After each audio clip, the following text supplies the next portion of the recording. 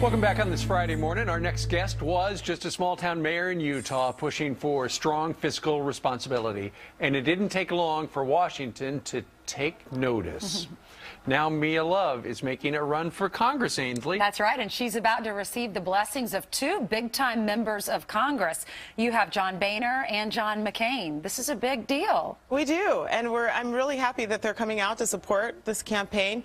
We know how important it is for parents to get out and get involved, and businesses to get out and get involved. It's all hands on deck. We're in big trouble, and we have to, you know, it's us that's going to put this country back in order. But are people willing to sacrifice to do that? Yeah, we should cut things, but not my program, not my town, not my city, not my public works. Right.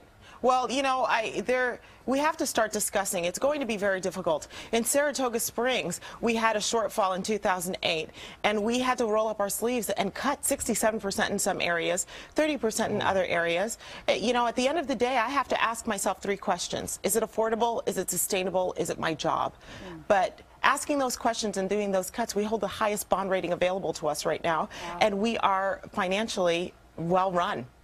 Yeah, well, when you were just talking about how, you know, in 2008 you had to make some cuts of 2/3. Some people say, well, that's just, that's crazy. That's a crazy cut. Well, it's funny because we have more resources now. Saratoga Springs has just run really well financially. The best thing I could have done as mayor is step out of the way and allow businesses to thrive. Exactly. And that's what's happening. And I think that Washington can take a lesson from what's happening. Can you give me an idea of some of the programs you had to cut? Well, we had to cut a lot of the inspectors that our housing market fell quite a bit, and so the people that were going out doing the inspections. You didn't need them. We didn't. Our events, civic events programs. Here's what's funny. We cut the civic events program, and we cut all of the funding for it. But we have a better run civic events program now because they're run completely on volunteers. And it's funny what happens when you get the community involved. All of a sudden, everybody wants to come to these events, and so we have a better run civic events program now than we've ever had. Same thing with the library.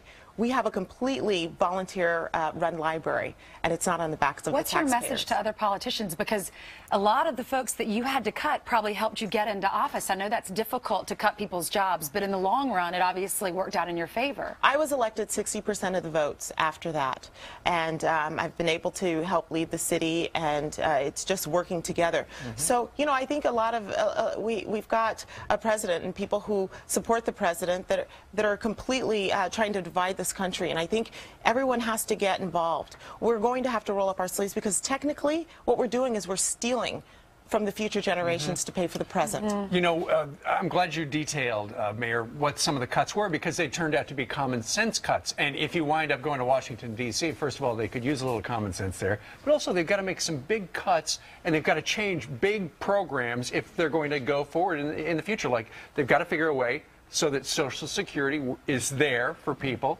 Medicare, Medicaid, stuff like that, so that it works going forward. Well, yes, and we have to elect people that are at least willing to talk about it. I've got an opponent right now who's never come out with any plan at all, and you know. In fact, here's what he said. Do you want to see this quote? Sure. This is Jim Matheson. Yeah.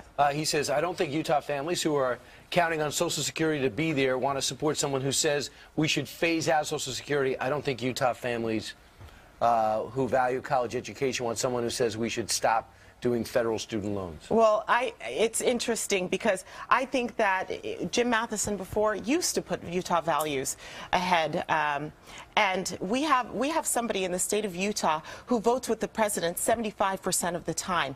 Utah is one of the most Republican states in the country, but Barack Obama has a 26% approval rating in Utah. I mean, you do the math. So who's he representing? He's vowed publicly that he is going to support the president in November. And so this is a person who no longer puts Utah first, where our values are fiscal discipline, limited government, personal responsibility. We are concerned about the future of our children, and we have to do something about it. All right.